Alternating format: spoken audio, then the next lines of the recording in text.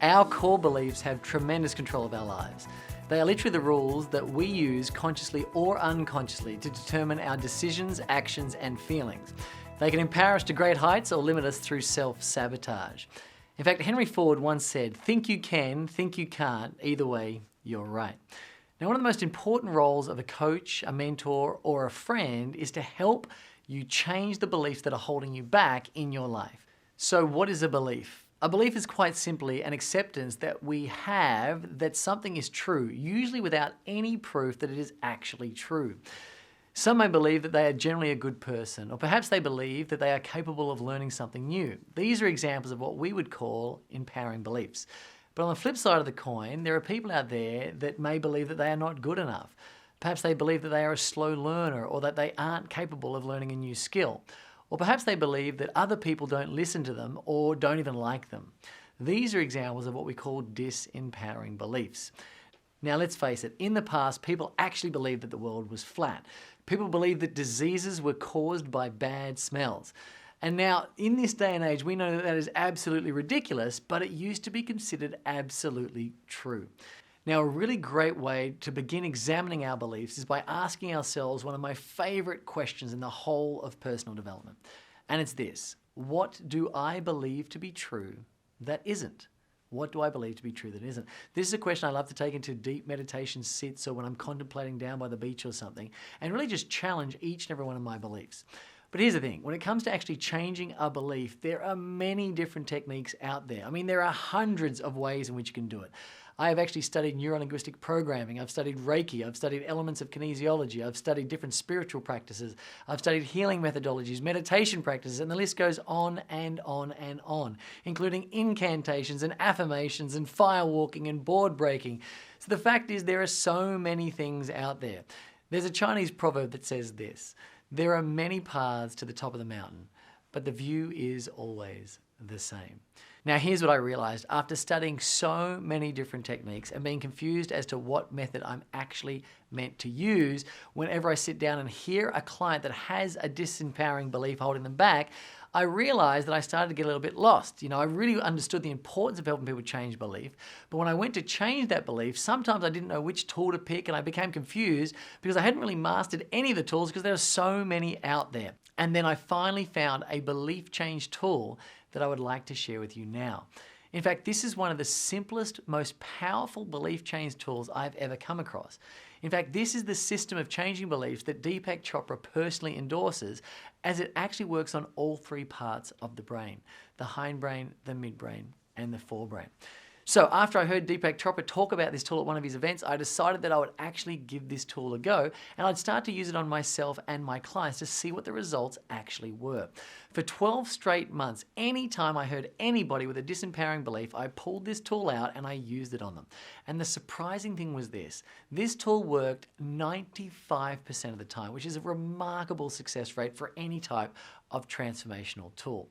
And this allowed them to shift their beliefs and in turn shift their life by using this very simple system. So let's have a look at this belief change tool. Now, this belief change tool actually has, in the very first two questions, some statements that are used by a lady called Byron Katie. And this is someone that Deepak Chopra actually mentioned at that event that I was at. So if you ever come across Byron's work, you may find that the first two questions are quite similar to what's going on there. So let's have a look at exactly how we change a belief using these very simple 7 steps. It's basically a series of questions that you ask yourself and then you contemplate the answers deeply, perhaps even write them down with a piece of paper and a pen. So question number 1, as a belief comes to you that's disempowering in some way, shape or form, you ask this: is this statement 100% true? Contemplate the answer, write it down somewhere. The next question is this: are you 100% sure it is true? Once you've got the answer to those two, you move on to the next one. The next question is this: what does holding on to this belief actually do to you? The next one: who will you become in 10 years from now as a result of holding on to this belief? The next one: what will the cost be in 10 years from now if this belief is not changed right now? And the final one: who would you become and how would you act without that old belief? Now, once you've actually done that, what you want to do is grab a piece of paper and a pen and create what's called an intention card. This is the very last step that you actually do. The last step is where you actually locate what the polar opposite of the actual belief is and write it down on a piece of paper. So for example, you may have had a belief that I'm not good enough. Then the polar opposite would be I am good enough. And then what you want to do is write that down on a piece of paper somewhere, I am good enough, and then carry it around with you for the next 30 days. Actually have that piece of paper on you everywhere you go. And you might want to stick it on your phone as the screensaver. And then everywhere you go, every time of the day that you think about this belief, pull it out and actually have a read of it. It doesn't matter if you pull it out 3 times or 300 times. What it will allow you to do is start to create new neural pathways inside your mind by firing this thought process over and over and over again. And before you know it, you'll wire in a belief. So you basically ask yourself the 7 questions, deeply contemplate the answers, and then write the polar opposite of a belief on a piece of paper and carry it around for 30 days. And in doing so, you'll actually wire in a brand new structure of beliefs. Now, I used this belief system with a client of mine. Her name was actually Anne. And I've been working with her around a career and actually getting a promotion for her at work. And about 6 months into the coaching, she actually came to me one day and she said, look, I really want to meet my ideal man and have a passionate relationship and build a family and actually have children. And she actually told me during that conversation that I really want to have this relationship, but all the good men are actually taken. Now, as soon as she said all the good men are taken, I realized she had a disempowering belief inside her mind. So I ran her through the process. So step number 1, I asked her, is this statement 100% true? And she said yes. I mean, that's what she originally said. She said, yes, it's 100% true. All the good men are actually taken. So I asked her the second question, are you 100% sure that it is true? And she responded by saying, well, maybe not 100%. And right at that point, we realized that the belief is already starting to get shaken up and beginning to change. So then I further pressed the questions. What does holding on to this belief do to you? And she said, well, it stops me looking for men. It holds me back. And it basically puts me in a situation where I'm never going to meet someone new by being able to get too close to them. And also, it actually allows me to stay safe. It keeps me safe by having this belief because I'm kind of scared of being hurt. I asked her the next question. Who will you become 10 years from now as a result of holding on to this belief? And she basically said, lonely. I'll be on my own, all alone on my own. I then asked her, what will the cost be to you 10 years from now if this belief is not changed right now? And she said, I'll never get the children that I've always wanted. I'll watch my girlfriends get married, have kids, start families. And at that point, she even started crying. And she said, look, I'll be alone for the rest of my life. So it was time now to change that belief.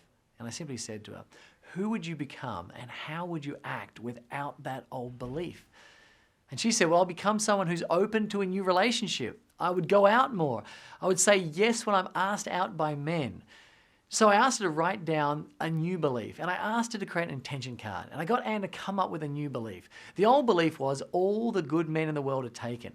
And we worked through it and we came up with a brand new belief. And that is this: the right man is out there waiting and ready for me. Now for the next 30 days, 3 times a day, I asked Anne to text me her new belief. And within just 2 months, Anne had actually met a person by the name of Michael. Now, 18 months later, are you ready for this? 18 months later, they were married and now they're actually expecting their first child.